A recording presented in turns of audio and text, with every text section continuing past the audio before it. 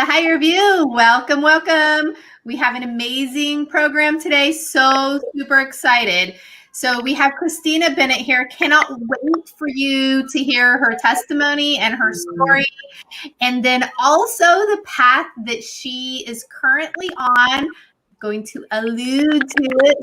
Stay tuned. It's really exciting.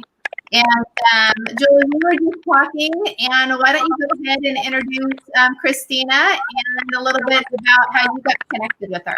Yeah, absolutely. So Christina and I connected through social media. Surprise.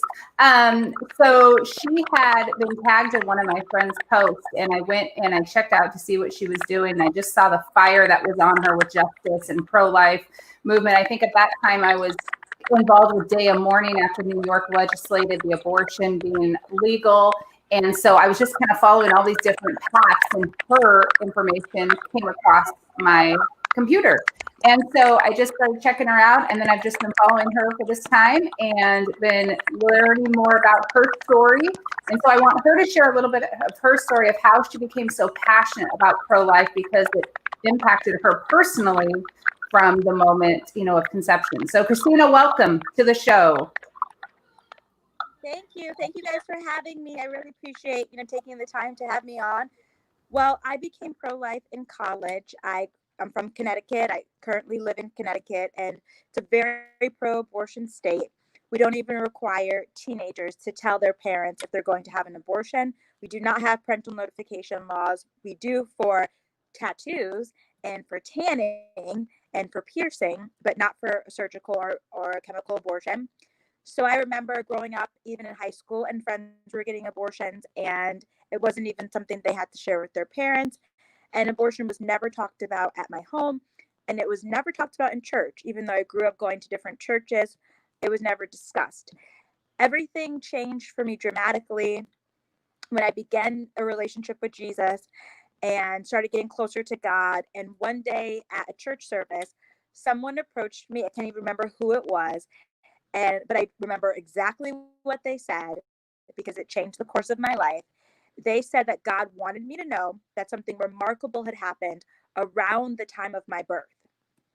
So I asked my mother what that was, and she said that she met an angel and she didn't want to talk about it, which I thought was strange for her because she's never said anything like that before. But she was serious when she said she did not want to talk about it. So I left it alone. I ended up going away. I was in college. I went to Kentucky for a ministry trip with Campus Crusade for Christ, a summer ministry trip where I worked with the Boys and Girls Club, and we worked in the inner city, and we really poured out our lives working with youth. And during that time, I journaled a lot, and I wrote in my journal that when I got back home to Connecticut after the summer missions trip, I was going to confront my mom and ask her what she meant about, meeting an angel.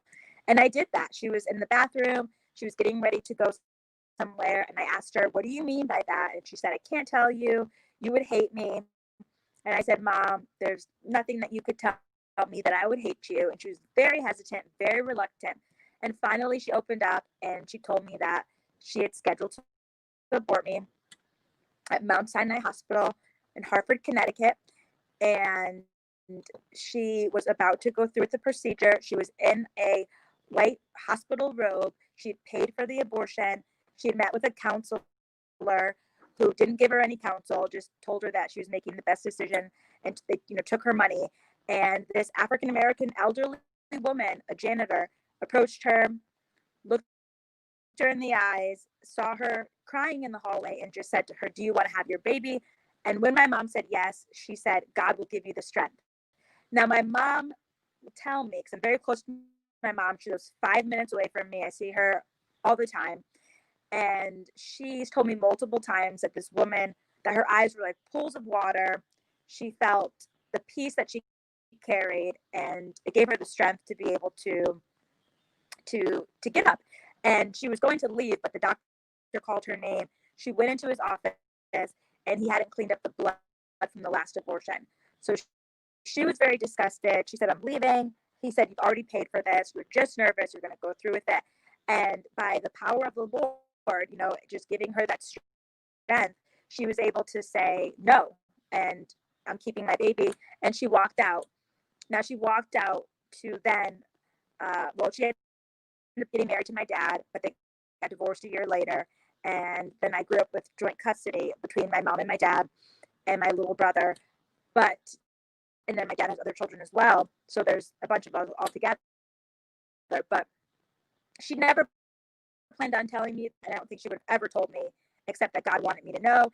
And then when I found out, that's what helped to draw me into the pro-life movement. Wow, that is crazy. I literally like had goosebumps all over me that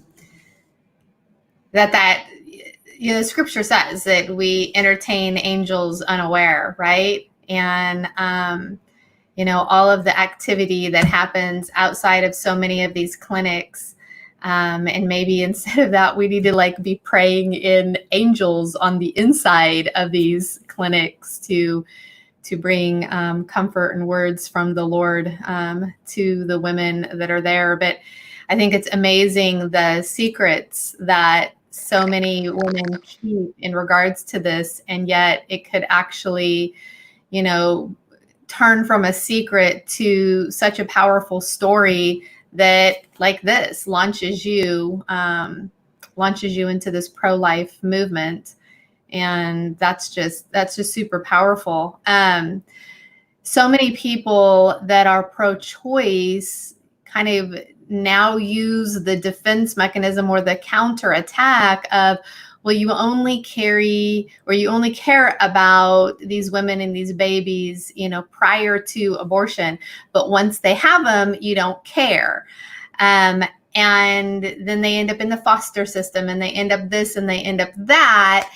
And, the story is all these children are just, left in the foster system.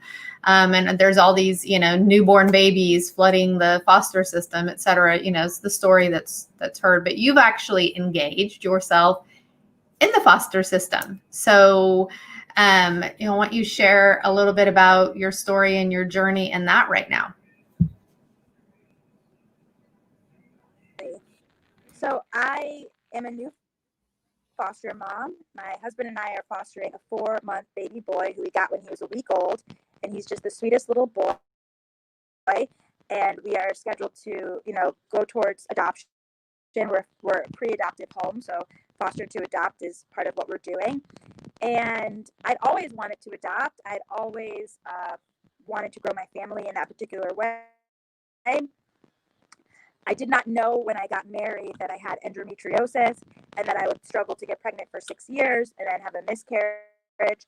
I didn't know that. I think part of the reason I didn't know is because of our medical society and the way they only push birth control as an option for certain things instead of really getting to the root issue, which is what happened with me. But I saw my other friends across the country and then here in Connecticut doing foster care through the state. And I thought it was a wonderful option. And especially because, unfortunately, there's a stigma with it where people just think, oh, these particular kids, they're coming from abusive families, or they're coming from families where there's drugs and sexual abuse. And sometimes there's a fear or hesitancy to do foster care or to adopt because of these situations. But that really drew my heart to wanting to do it. And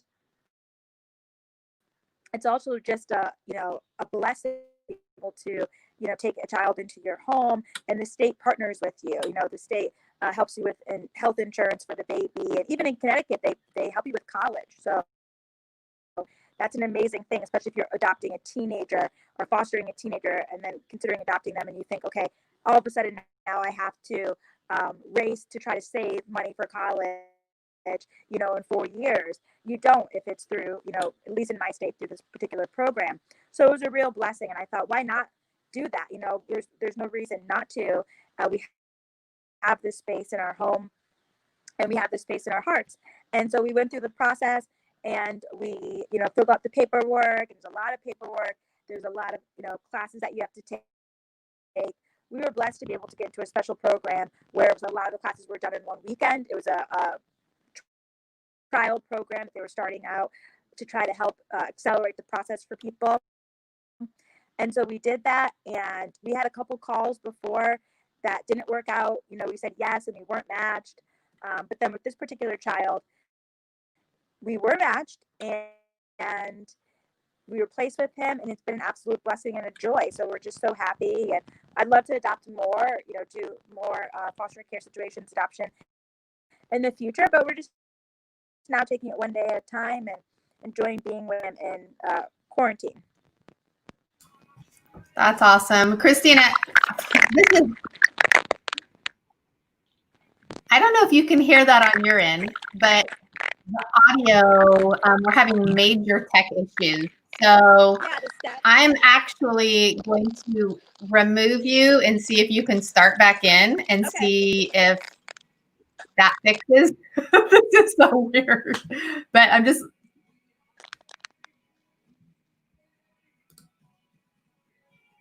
Well, that was really, really weird. Everybody's muted. Julie, I can't hear you. We really need to pray over this broadcast. Yes, I know. I put it in the comments. So everybody out in THV Nation, please be praying over Christina's connection. Here she is. Let's try this again. Oh, goodness. Yeah, I think it's not liking the cell phone.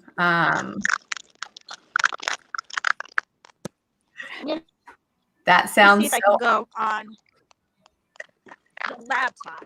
I don't know if I'll be able to, but I'll try. Okay, well, I'll log you out, and if you can log in, that'll be great. And her testimony is so powerful of just coming from her story of that situation that she found her in. And as we wait, I'm reminded of a situation that I found myself in a number of years ago, where I was just loving on this teenage girl who was foster kid and found herself pregnant, and everyone was telling her to go for an abortion. Everyone was telling her to go for an abortion, and they made her sign up to go. And I was just, praying and talking to her about, the choosing life. And she didn't want to have an abortion, but everyone in her sphere, everyone in her world was forcing that on her. So I drove to her place and said, I'll come with you. If I can't stop this, I'll come with you. And so I just went with her, and I'm like, I can't even believe this, like driving to an abortion clinic. And I just was praying, and I quickly called people that I know that are prayer warriors of, we need to pray. I don't know what's going to happen. Wow. And where we were, there were certain rules that the men weren't allowed to come in, and they actually pulled the girls aside to make sure you really want to do this, and you're not being forced to do this. Wow. Which that was shocking, because I hear so many of the opposite stories. But they let me come in as a friend, and it was just so God just intervened, and they came back, and she had a scheduled appointment already, a scheduled abortion. They're like, we have no record of you in our books. We don't have an opening today. We can't do this today. And because of just God intervening, and me being able to just be there with her and just pray, I felt like I had gone into the lion's den of just, you could just feel what was going on there. And that little baby was rescued, and she had him, and she's raising him, and just an amazing testimony of how God just intervenes, and the power of prayer. Yeah, sure. Yeah, I remember, back in high school, and so many of the girls were sexually active. I wasn't. And everybody going to, Planned Parenthood to get birth control that their, parents didn't know about. Other adults signing notes in their, parents' name, et cetera, or going and having abortions. And it was just, now as an adult looking back, I'm thinking, my Lord, it was so bizarre that how many of these girls were in and out of Planned Planned Parenthood constantly for one reason or the other. And really, most of the parents had no clue, not a clue. And I just think that is awful. You know, Christina talking about how, you know, there's no approval process, if you will, that, you know, you have to be a certain age to get a tattoo, you know, or go tanning, or, you know, any of these other things that are so minor. Right.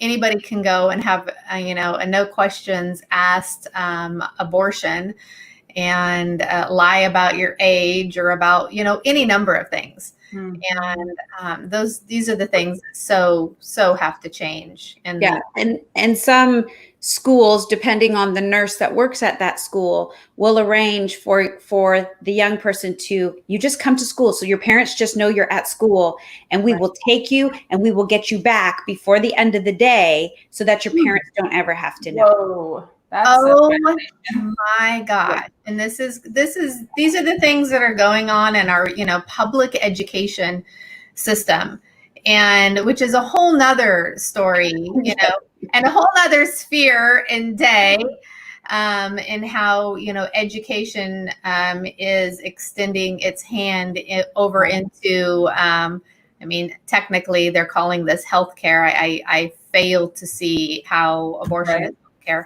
But anyway, wow, I did not know that. That is absolutely awful. Mm-hmm. And I mean, with other things, and this is for another day, but the education system is totally infringing on the rights of parents. And we see it with gender issues and just all of that. And yeah.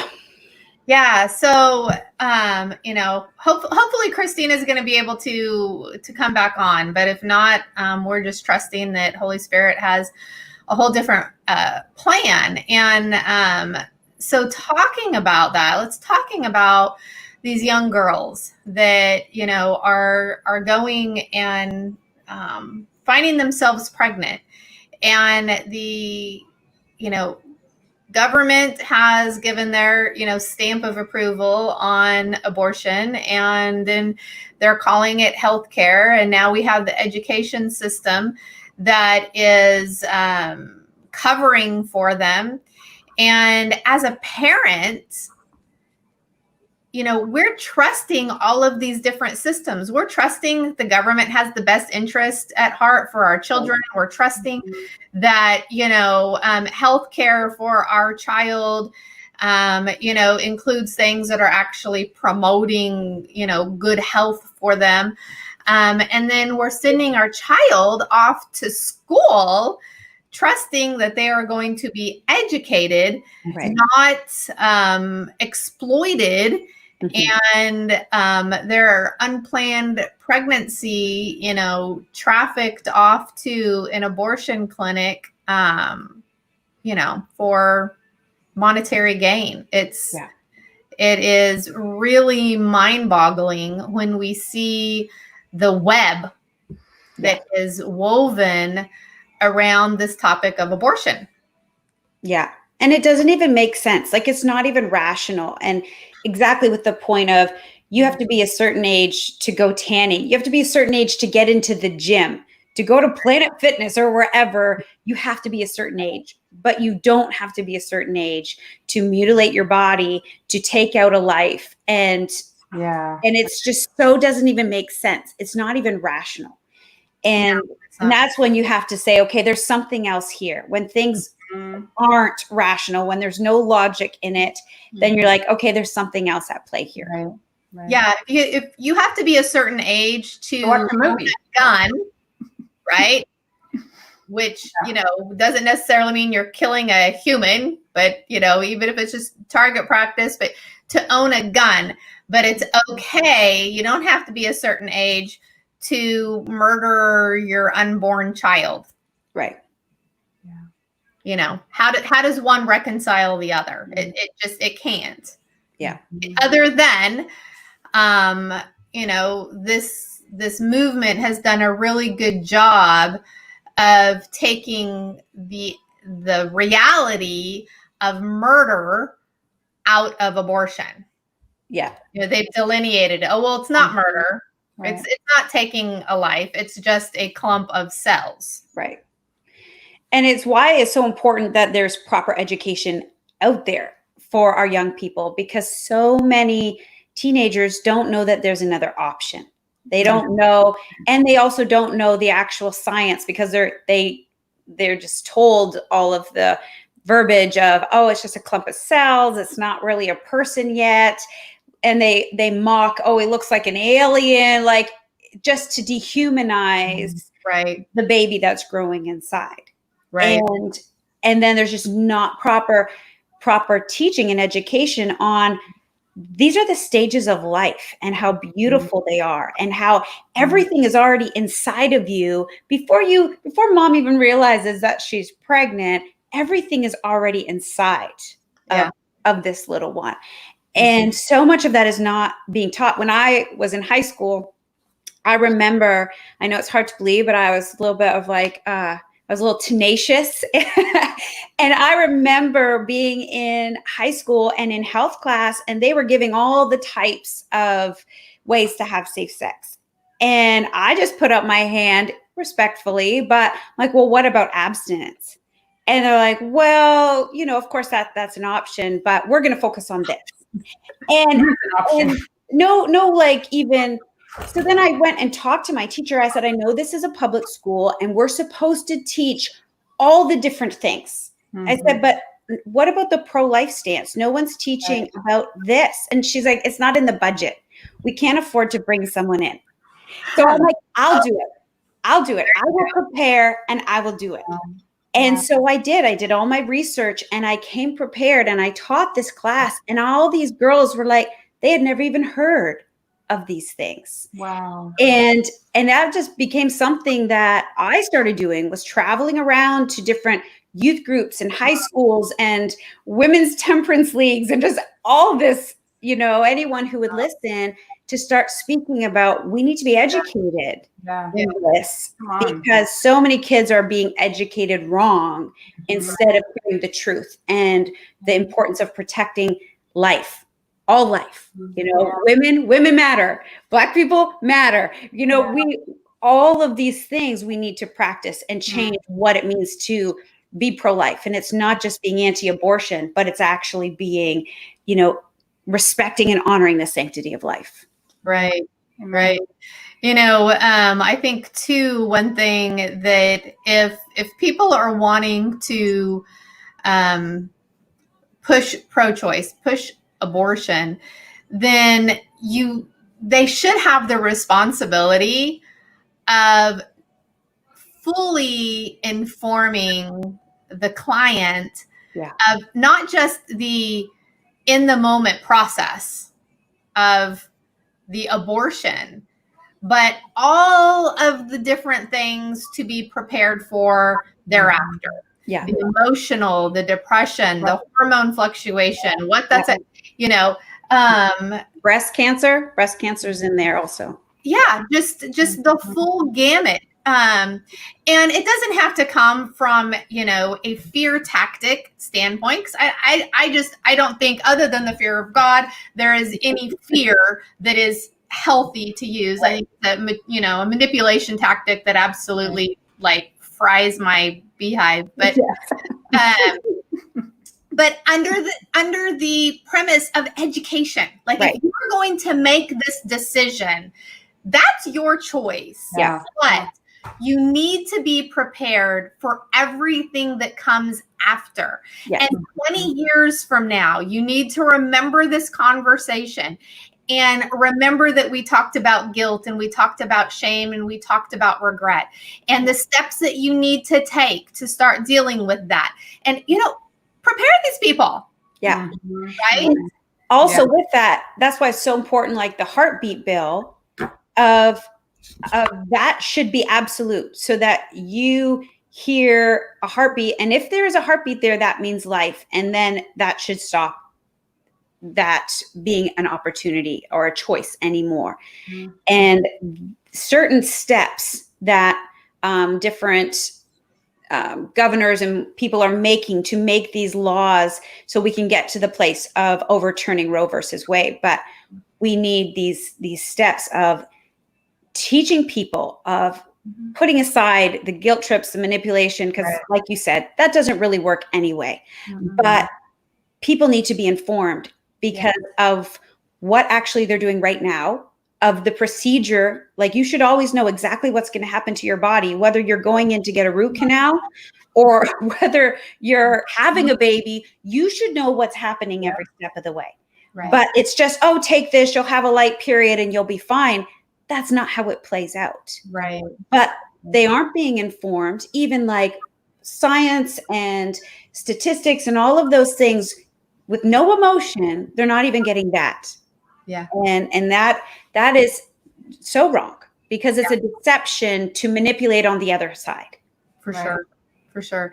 Yeah. If you're going to go in and you got to have your gallbladder taken out, this is, typically people are very informed. They have Googled everything under the sun. They know exactly what the gallbladder is, what it isn't, why it's acting up, why it's causing me pain, why the doctor wants to remove it, all this kind of stuff. But when it comes to taking a baby out, it's like, let's everybody stick our head in the sand and just believe whatever it is that we hear. But there's such a ridiculous lack of information out there, like you said. And back in my 20s, the outgoing person or an outspoken person that I am, I was very pro-choice, because I believed that meant just strictly that you had the choice. Like, I would never have an abortion myself, but hey, if you want to do it, that's up to you. That's your choice. I'm not going to infringe on that. And so I actually got involved with National Women's Political Caucus, and became a treasurer for them and all of that kind of stuff, not even understanding really what Roe versus Wade was, which was their whole thing. It says National Women's Political Caucus, and you just think it has to do with women in politics, but no, their whole really premise was being pro-choice, and one of the more active, groups, at least back then, pushing for pro-choice. And I had no depth of understanding, and I had no clue the process of abortion, and literally equated it to, flushing out cells. I mean, that was really the extent of what I thought it was. And while I held that office way back then, the topic of partial birth abortion is what they called it. Now we're calling it late term abortion. Partial birth abortion was the big topic. And I was like, what is that? My mind is like, partial birth. Abortion. I was like, how do you have those two? And I was so confused and couldn't find, anybody to answer that. Cause in my mind, I'm like, well, you're giving birth. So you're not just pushing out cells. Like, we're talking birth in and of itself. Implies life, right? But abortion, death, partial life, death. I was like, wait, hold up. And so I couldn't get the answers and started Googling. Yes, there was Google back then. It just started. Yeah, it just started. And came across this video. It was a male doctor. I can't remember who it was.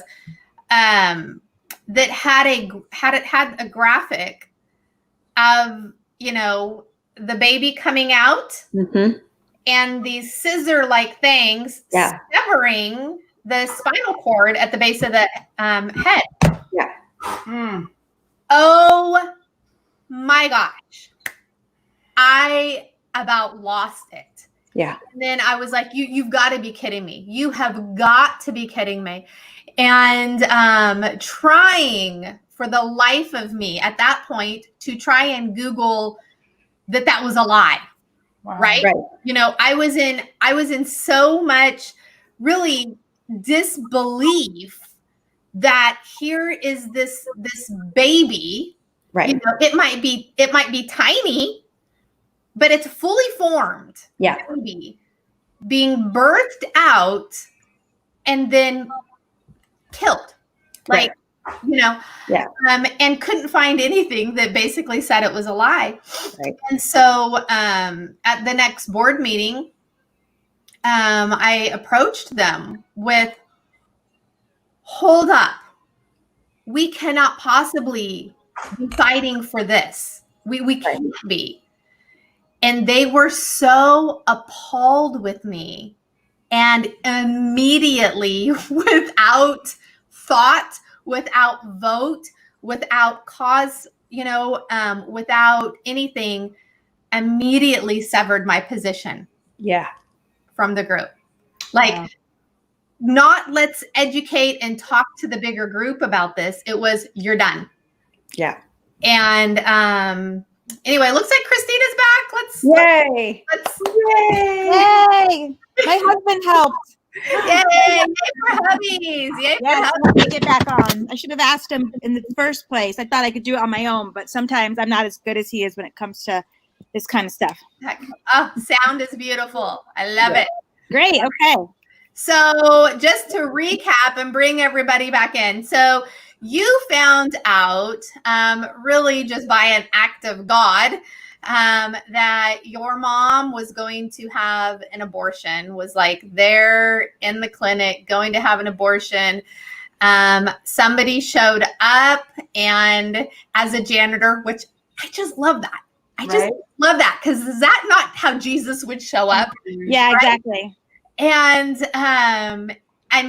encouraged her, gave her strength to not go through the abortion. And she kept it a secret in her heart all those years. And Papa had to reveal it to you because he had a plan and a purpose for you, which then launched you into, you know, finding out everything and being a pro-life activist. And then you actually have entered into the other side of it and become a foster mommy of a beautiful little boy. Yep.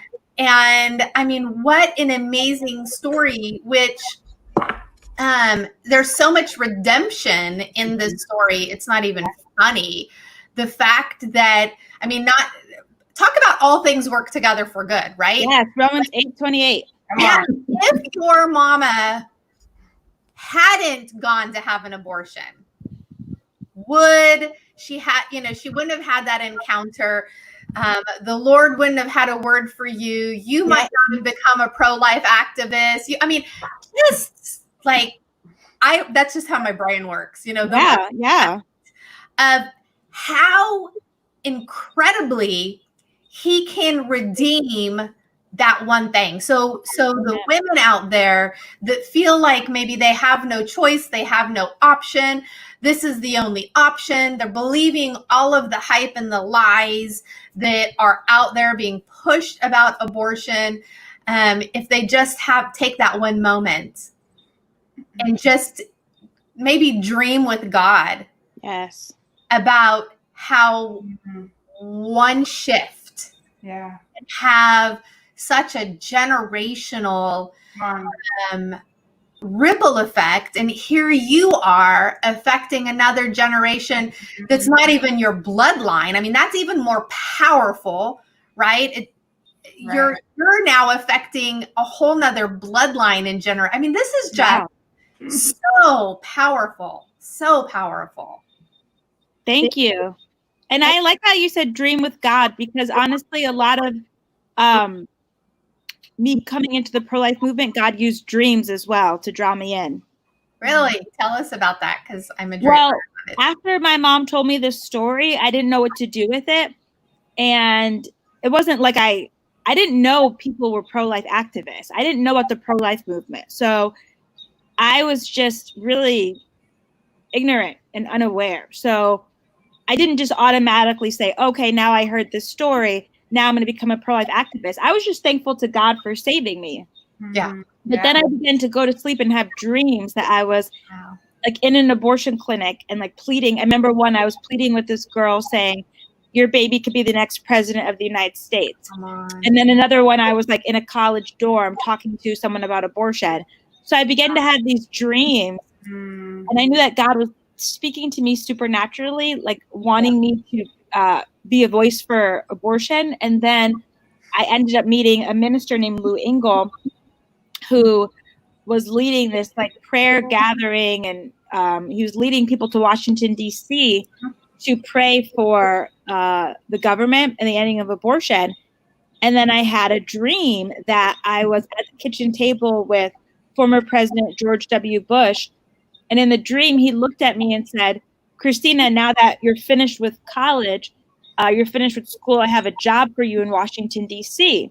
Wow. And I knew in the dream, I mentioned Lou Engle, and I knew the job was like going to move to D.C. to be with Lou. But the interesting thing about the dream was that in real life, I was not finished with college. I had a math course that I was failing, and it was like a summer course, and I wouldn't be finished with college until I passed this math class, and I'm horrible at math, and I was failing it. And then in real life, I got an email shortly after the dream from the professor, and he said that all of us were doing poorly, so he was curving all of our grades. And so all of a sudden, I ended up passing this math class, and I moved to Washington, D.C. to join Lou Engle and this group that's still there today called the Justice House of Prayer. They're still there. They've been praying for 15 years for the ending of abortion. They pray in front of the Supreme Court with red tape on their mouths that says life. Life. So I moved to D.C. in 2005, and I left my family and friends. I left my home to pray in front of the Supreme Court every day for the ending of abortion, and to pray for righteous government, and to pray for Supreme Court judges. But anyway, all of that was through the Lord's leadership, through speaking to me in dreams. And then, of course, me, going to the scriptures and going to my people that I'm accountable to and checking with them. But that's really what's led me for the Lord's spoken to me in that way. And it's led me even like becoming a Republican. Not that it's about political party, people can do whatever party they want. But for me, my whole family, they're all Democrats, and, the odd man out. But the Lord gave me a dream and told me to join that party for the purpose of being a part of it to end abortion. So that was something that I wrestled with for a couple of years, because I thought, I don't want to be really alienated from the Black community. I'm already alienated in some ways because of my pro-life stand, but then if I join this political party even more, I'll be an outsider. But again, I had this dream from God that this was the direction that he wanted me to go in. It's different for every person. There's amazing pro-life Democrats like Senator Katrina Jackson, who's a Black pro-life Democrat. But for me, God told me in a dream, go to DC. God told me in a dream, join the Republican Party. God told me in a dream, move to Atlanta, which I did, and pray in Atlanta for the Black community and for the ending of abortion. So I really just followed the Lord's leadership. So good. And it's worked out good for me. Not always easy, but definitely worth it. I wouldn't do it any differently. If I could change anything, I wouldn't change it. It's just, even when it doesn't make sense, it's just following the Lord's leadership. It's just crazy. Like even the president, like President Trump, I dreamed that he was going to win before it happened. Yeah. And then I felt like the Lord told me I would meet him when he was in office. And then that happened on Valentine's Day 2 years ago, when I was invited to the White House to share my testimony about being pro-life and about my mom's attempted abortion. So there's just so many things that like, they don't make sense to us in the natural, and maybe they're even unpopular.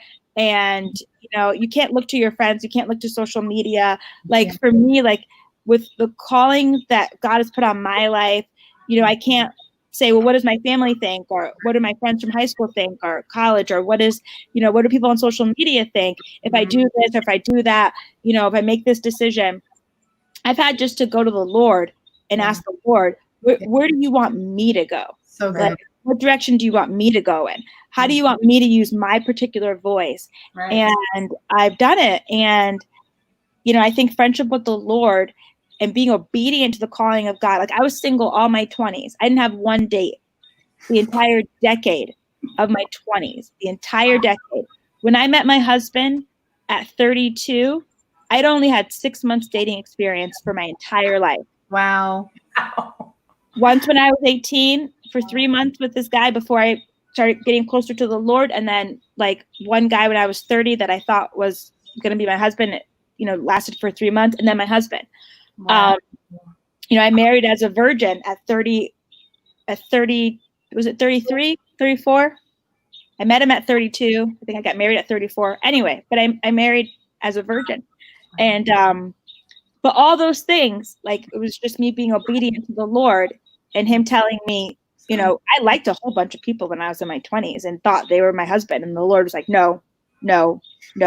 You were so protected because you're so beautiful. It's so odd. We're like, usually you see a beautiful face and you're thinking, oh, thank you.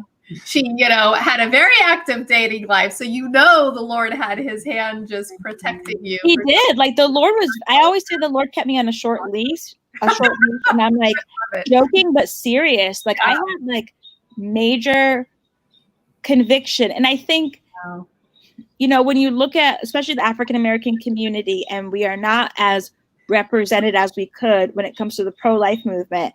And so many of us have not grown up in pro-life families. We're not primarily Catholic, and a lot of pro-lifers are Catholic.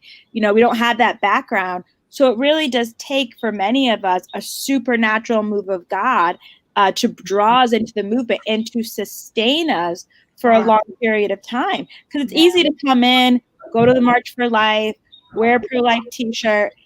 Right.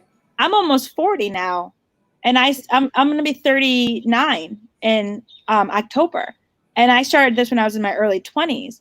So to sustain and to go the long distance, it takes the Lord. It really takes the Lord. And it takes obedience, because the enemy is always trying to silence our voices. He comes to steal, kill, and destroy. Yeah. And he's always trying to discourage us. Or, there's always false accusations when it comes to the pro-life movement, like we mentioned before, that, you don't care about this or you don't care about that. And you really have to guard your heart and mind from offense and just to continue fighting. But I think it's, beyond worth it. Like, I've seen babies saved. I've seen women, choose life, choose parenting, choose adoption. I've seen men, break down and seek healing for, paying for abortions. I've seen abortion clinics closed. I've seen, just the beauty of being in a room with someone when they're seeing their baby on the ultrasound for the first time. You can't put a price on all of those things. Yeah. It's interesting because, and I just want to get kind of your take on it. I mean, you're talking about, almost 20 years ago starting this, and if you go back, let's go back maybe, 40, 50 years, the African-American community was so family oriented. Like, at their roots, they're very, very connected and family oriented. And then obviously seeing this shift, which we could go into all kinds of, systemic reasons of, where the shift came from. But now it seems like I'm seeing more like the ground that you've been tilling for the past 20 years is really starting to harvest, because I'm seeing so many more in the Black community, Blexit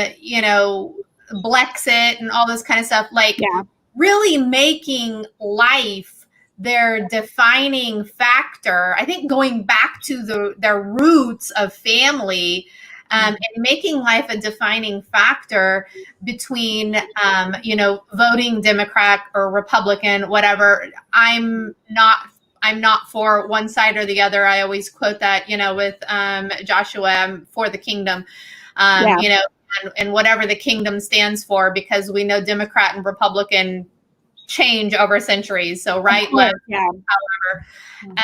But, for kingdom values. And I think that, is what we're beginning to see back in the Black community is, I think that the pendulum swung so far that a lot of them are going, whoa, whoa, whoa, whoa, whoa. Yeah, absolutely. There's an awakening happening with, Black pro-lifers. My friend Sherilyn, she leads a group called Pro-Black, Pro-Life, and even the AND campaign. They're primarily Democrats, but they are very pro-life, and they always talk about bridging the gap. They're doing amazing things. And people like Ben Watson, who they're just up in front, and they're very vocal. I'm part of a Black pro-life women's group called Black pro-life women. It's a private Facebook group, but we have over 200 women, Black pro-life women, and it's just a way for us to privately connect with each other. And I'm seeing so many different things happen. We're looking at planning a virtual conference online. And when I first started, I didn't know any other Black pro-lifers. Will Ford was the first person I met in 2005 who was Black and who was pro-life. I didn't know anybody else. Now, there were people who were before me, obviously. A lot of people, were like Alveda King and Right. different leaders. They, Walter Hoy and his wife, Lori Hoy in California, they were holding it down. I just didn't know them. I didn't know anybody. So, but now I have so many friends that I know. I have so many people that are Black, that are pro-life, that take a stand, and it looks different for every person. And like you said, it's not about, political party or what is better, what is worse. It's really about where God has called you to be. There's no perfect party. There's no perfect church. There's no perfect pastor, but it's all about where God has called you to be. And for me, when I go into a place, I go because I want to bring hope. I go because I want to bring change. I go because I want to bring reform. So, people will say with the pro-life movement, I don't want to be a part of this movement anymore because of A, B, or C. It's like, well, I'm not part of this movement because everyone in this movement is perfect. I'm not part of this movement because we're loving women and children exactly the way we're supposed to be. Some people don't do that very well. Some people make pro-lifers maybe look bad in a sense because they can be very judgmental and, very cruel to women who are post-abortive or whatever the case may be. But I am not just here because of them. I'm here because of God. And I want to, be the face of what, hopeful, loving, compassionate, politics, pro-life activism, Christianity looks like. Yeah. And I thank God that there's many other people who I know who are also on that same wavelength. And yes, we are seeing, we're seeing an awakening. My Instagram account, Black pro-life woman, just a couple of days ago, I tagged, I think it was like maybe 10 or 12 other Black pro-life women. And I said, we're all different. I'm one person, I'm Black Christian conservative. There's Black liberal pro-life women. There's Black atheist pro-life women. There's Black, women that they think differently and they speak differently, but they have the same value to save unborn lives and to fight for them. Follow them too, so that you're hearing people who are experts and they're a lot more advanced in talking about maternal mortality or infant mortality, or they're doulas. I'm not a doula. I can speak to those things, but I'm not an expert. And so I always encourage people to follow a wide range of pro-lifers so that you're not only hearing from the people that are maybe the pregnancy center leaders, or you're not only hearing from the sidewalk counselors, or you're not only hearing from the college students with like Students for Life, but you're hearing from, everybody. And thankfully we are seeing in all of those spheres, the pregnancy center movement, the political movement, the college campus movement, we're seeing Black pro-lifers represented across the board. And it's an exciting time. Yeah, for sure. It goes with one thing that we talk about all the time in the Higher View, is unity and diversity. So to embrace the diverse thought, the Democrat, the Republican, the conservative, the Christian, the atheist, the student, the elder, but find the unifying factor, which would be pro-life. And to stop focusing on all of our differences, but to unify over the one thing that we can agree on. And that's where, the power of unity will absolutely change things. It's not about homogenizing thought. We don't want to create one great big huge echo chamber. We want all of the diverse thought, but to unify in one thing. And so I love that you are promoting, promoting that diverse thought. Yeah, it's very important to me. I have a motto that I live by. My pro-life mentor, she's African-American woman. Her name is Catherine Davis, and she's a mentor to me. She's from Atlanta. She has an organization called the Restoration Foundation. And she always says, you don't have time to fight your allies.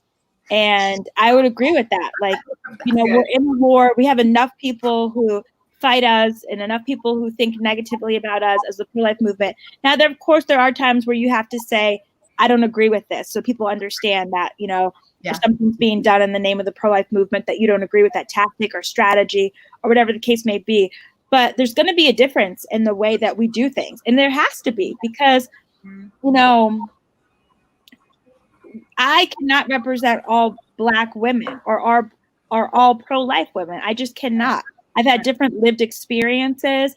I'm from Connecticut. Like, there may be a way that, Southern pro-life Black women talk that I just maybe cannot connect to them or relate to them. And maybe they need another Southern, pro-life woman, or, maybe they need someone, that's grown up in the inner city. I have a friend, a Black pro-life friend, who Demetrius, who just was sharing about that, being in New York and being in the hood and, his own experiences and what he's seen. Well, he can reach people in a way that I can't reach them being in a Connecticut suburb, and it's not that, one experience is better than the other, but they're just different. I love talks about that. He grew up in Chicago. He talks about that. He's a Black conservative pro-lifer and his own experience. I love that you're bringing men into this, because so many people forget about the men. Yeah. And a lot of them suffer in silence. Absolutely. And absolutely. It's really sad, and then, just like a woman, a girl, whatever, that, will have an abortion and suffer in silence, and oftentimes can become really frigid or become very promiscuous, or they act out of their pain. Men are doing the same thing, and they're birthing, more babies to try to make up for, the one that they're feeling guilty over, or they're completely abandoning families, or they're becoming angry, or, there's so many things that the men are suffering in, and nobody wants to address them. They're like, well, it's none of your business. You're not the one that had the abortion. And I'm like, yeah, he did. Right. Yeah, absolutely. His sperm that created half of that child has now been killed. So I'm like, yeah, no, it's true. I mean, even though they may not have the procedure, it's still a loss for them. And it's a loss of a child that's irreplaceable, that they'll never get back. My husband, he is awesome. And he has such a strong heart and a voice for life. And sometimes people will ask him what I do, and he'll begin to explain what I do as a pro-life advocate. And then the men that he talks to will open up to him and say, yeah, I had an abortion, or I had so many abortions, I paid for so many abortions that I can't remember. And I always think about Walter Hoy, who's a Black pro-lifer who was arrested in California once they said he was too close to a clinic, which wasn't even the truth. That just the workers were trying to get him. But he talked to a Black man once who had said, I've had so many abortions, I don't even feel like a man anymore. I feel like an animal. And so it does something to the soul of men. I've been outside abortion clinics. I've seen men. It does something to them. It's, it's a dehumanizing choice. And so when we participate in an act of dehumanization towards someone else, something dies on the inside of us. It's just like with slavery, when people were, withholding food and withholding education and beating people, something on the inside of them was dying. And of course, it's a different issue with abortion. Of course, I understand that they're not the same, but still any act of dehumanization, it impacts not only the victim, but also the person themselves becomes a victim in a certain sense, because they are losing something. And so there's a lot of men out there who are hurting and don't know where to go, because even for women, we're hesitant to have the conversation. People want to say we're going to shout our abortion, we're going to scream it from the rooftops. We have all this abortion positive language, like abortion is self-care, abortion is good, abortion is loving, and all of this abortion positivity language. It really masks the pain even for women. So let alone men. Like, if we're not even as a society really willing to embrace the pain of women, how are we even going to think about the pain of men? Way on the back burner. Yeah. It's unfortunate. I appreciate, like I mentioned before, Will Ford being the first person that I met as a Black pro-life man. But how I met him was because he was telling his story of paying for an abortion in college when he was at Morehouse, and how it devastated him. And he was actually going to churches, sharing his story, and then inviting men to come to the altar and repent if they'd had an abortion. And every time I saw him do that, I would think, there's no way men are going to get up right now. Like, there's no way they're going to get up in this service and go to the altar. And they would get up every time, and they would go to the altar, and they would cry, and they would confess, and they would receive healing. So there's just so much work to be done when it comes to helping men to receive healing, and also educating them, those that are considering abortion, educating them to let them know, no, it's not just a woman's issue. Right. It is your issue. That's a lie. That's propaganda. Somebody thought that up in a boardroom to silence you, to make you feel like you had no voice. No, you're called to be a protector of the innocent, of the weak. You're called to be a defender of those that are vulnerable. And everything that is good about manhood are things that are just opposite of the choices that you make when you make an abortion, because abortion is a choice that's made out of fear. And it's a choice that's made out of desperation. And God wants men to be strong and to be empowered and to make choices that benefit their family. For sure. And you're talking about Will Ford, and I love Will and Dee. They're absolutely amazing. But in sharing his story, and you're thinking, there's no way men are getting up. But that, right there, and that, I think that's everybody, not everybody, so many people's attitude, because they don't recognize really the level of pain, guilt, and shame that man carries, because they're supposed to be this strong front or whatever, and so they bury it so deeply. So yes, when another man stands up and is anointed and has this anointed message, it can go right through that exterior, and get to their heart and tap on that area of pain, so that they can come and get healing. And another thing that you tapped on earlier, and was the issue of slavery. And, one of the dehumanizing things about slavery, let's just talk about the men. I mean, it happened on both ends, being so dehumanized, but was the fact that they couldn't protect their family.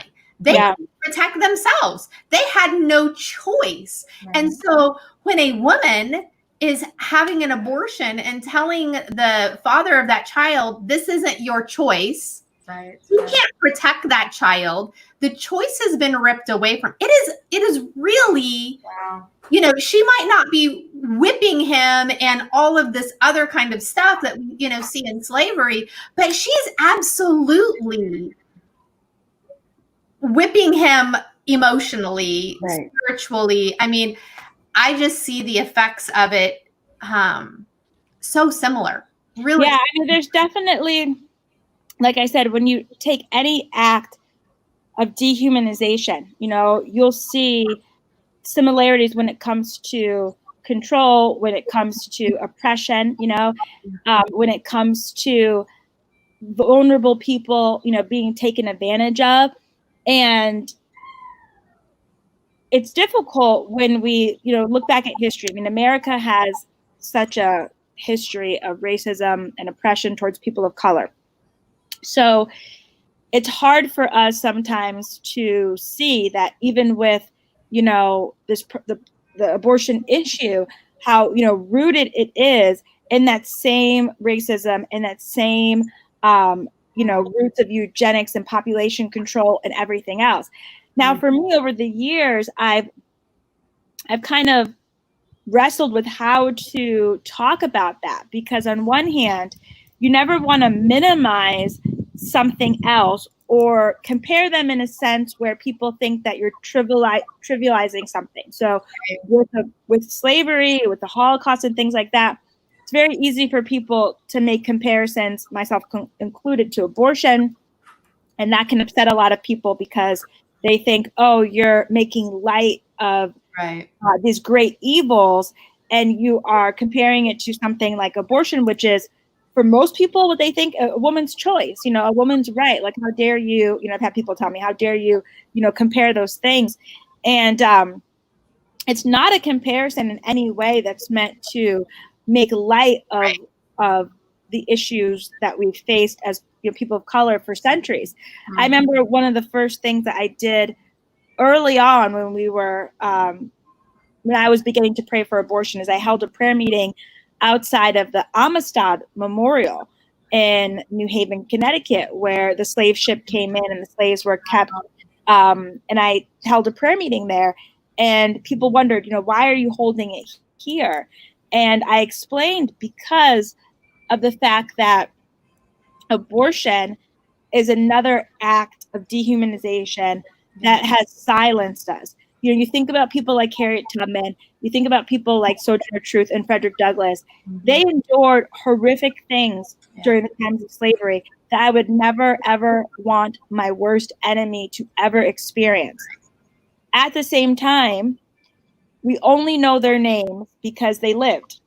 We only know who they are because even in the midst of immense suffering that I would never want to endure, there was a life that came forth, and that life produced beauty and courage and strength and everything else. And with abortion, you have no life. You're cut off from the very beginning. You're not even able to have victory or, suffering and defeat. You have none of it because your life is lost. Yeah. And so, when you think about men and women who are in these situations, especially in the Black community, unfortunately, we have become a victim to a organization and an industry that has targeted us from the beginning, that has sought to destroy us because of the color of our skin, because of who we are, that has dehumanized us. And we have gone along with it because we don't know any better, or because we do know, but we've come to believe that this is the right decision. It's just recently, if you may be aware of this, the Margaret Sanger abortion clinic in New York, in Greater New York, said they want to take Margaret Sanger's name off of their building. Right. Because he was involved with eugenics, and they believe that, that's so vile that they don't want to be associated with it. But yet they're going to still do the same acts in the building every day, which is dismember children and dismember babies of color. Yeah. So taking her name off the building, what are we really doing here? Right. It's a virtue signaling act, but it doesn't actually change, what's happening every day as a reality. So, we have, these are complicated things. These are, again, we're dealing with things that are deeply rooted in society. It's hard for people to talk about them, especially because racism and all the tensions surrounding it can be so difficult to know how to navigate these conversations without offending people. But I think we can all agree at the end of the day that, slavery was something that was a great evil. It's dehumanizing. It's still happening. Of course, we know that with sex trafficking and human trafficking, and it's still happening in different forms today. But abortion is also a great tragedy. It's also an act of dehumanization. It's also something that steals purpose, and it steals the beauty of life and the gift that God's given us. I think we know that God was grieved during the time of slavery. He's grieved during Jim Crow, he's grieved now, and he wants justice. Yeah. He wants us to fight for justice on behalf of the voiceless. Yeah. So good. And I just can't, I know we have to wrap up. every time I think of abortion, I can't help but think of the question we'll never have an answer for till we stand before God. But the millions of lives that were stopped, what could they have been?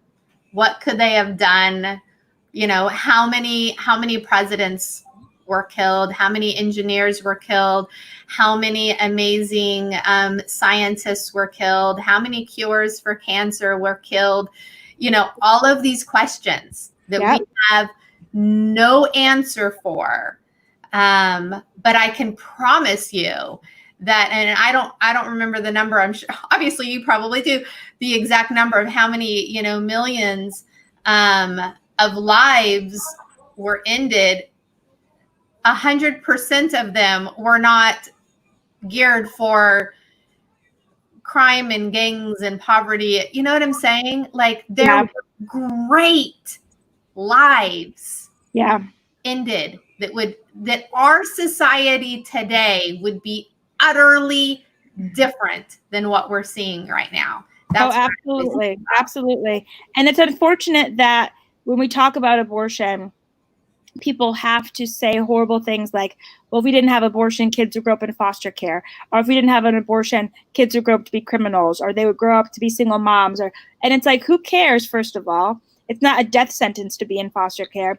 It's not, you know, people can be criminals and then they can get redeemed and then they can be members of society. But even if they're never redeemed, they still have inherent worth and value. And you're right. Every single person lives, regardless of who they would have turned out to be, they're valuable and they would have made this world a better place. Absolutely. And we're at a loss because of them. I agree. Well, this has been such an awesome conversation. Sorry about all the tech challenges in the beginning, but I think that we got some really, really great info out there. Really quick, so that we get a link in the comments. Where can people find you, Christina? Also that group. So if there are pro-life Black women out there that want to connect and network, where can they find you? Where can they find them? So I am on all social media. Black Pro-Life Women on Twitter. It's just BLK, Pro-Life Women on Twitter. Black Pro-Life Woman, the whole thing written out, on Instagram. I'm probably on Instagram the most. Christina Bennett, I think I might have my middle name, Christina Marie Bennett, on Facebook. I have a private account, but I also have a public page that you can like. I have a website. It's very easy. It's ChristinaBennett.com. So it's just pretty much, you know, my name or Black Pro-Life Woman. And you can find me on any of those channels. And I would love to connect with anyone further if there's any questions or anything. Awesome. Wonderful. If you wouldn't mind just praying us out and blessing all the women out there, that would be, and men out there, that would be yes. So Father, I thank you for this conversation. I thank you for Melissa and Julie and Elizabeth. I thank you for everyone who's watching by the web today. Lord, we thank you that we were able to come together and talk about the greatest gift, which is the gift of life, and those who are fighting to preserve that gift. We pray for the strength and the perseverance and the endurance for any person who is watching, who is pro-life and may feel weary, may feel like they're not doing enough, may feel like they don't know what to do. Father, I pray that you would guide them, just like I shared about how you guided me through dreams and through the Bible and through, you know, accountability with friends and family. I pray, God, that you would guide them into pro-life work, into pro-life ministry. Perhaps it's starting an Embrace Grace chapter at their church. Perhaps it's doing sidewalk counseling with Sidewalk Advocates for Life. Perhaps it's volunteering at a pregnancy center. Perhaps it's doing a pro-life voting campaign. Lord, whatever it is, opening their home for a pregnant girl, giving diapers at their church to someone in need. I pray that you would guide us into action. Your word says that faith without works is dead. And so I pray that we would be able to apply works to our faith. And Lord, I also pray for those that are hurting out there who've had an abortion, women who've had an abortion, men who've paid for an abortion, and they don't know where to find help. I pray that they would find help. I know there's a virtual support after an abortion healing course that's happening soon, but I pray help them to find resources, books, and conferences and everything else that they might need, so they can know that there's forgiveness and that there's healing for their wounded soul. So Lord, we just thank you. We pray that you continue to be with us during this time of quarantine, that you would deliver us as a nation, and that we would be set free, and that we'd be able to go back to some semblance of normal life, and that we would not have to function at the limited capacity that we're functioning now. And all those who are sick, we just pray for healing for them as well. In Jesus' name, amen. Amen. Thank you, Christina. It's been wonderful. Go love on that baby. I will. Thank you guys so much. I enjoyed talking with you all. God bless you all. And THB Nation, we will see you tomorrow.